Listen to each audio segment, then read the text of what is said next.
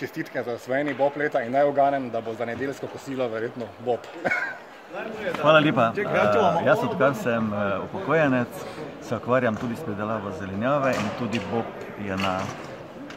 ima prostor na mojem vrtu. Saj vem, da je klišejsko vprašanje, ampak ste ga pričakovali? Malo že, ne toliko samo zaradi sebe, ampak zaradi drugih. Najglasnejši aplavz je vaš, požel smo opazili.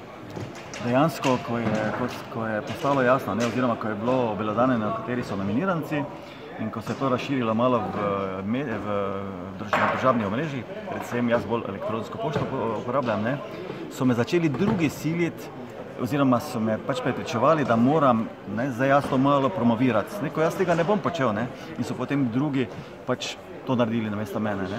In najbolj zanimivo je, da recimo poleg prva moja baza so člani našega območnega združenja veteranov vojne za Slovenijo. 91. je bil Šentilj največje, bom rekel, bojišče, tako rekoč.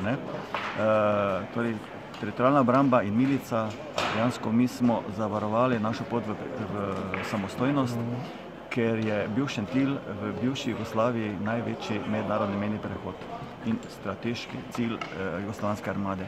Če bi Šentilj padel, bi dejansko bila naša pot v samostojnost drugačna. Najverjetneje daljša, pa vprašanje, kaj bi še se to potem bilo seboj. In zato smo mi razočarani, ker mi smo ustvarili pogoje, vsi v Sloveniji smo ustvarili pogoje, takrat bili smo enotni in tako naprej, mi smo pač imeli tu eno najtežjih nalog in dejansko potem tisti, ki pa bi morali nadaljevati naše poslanstvo, pa so zatajili.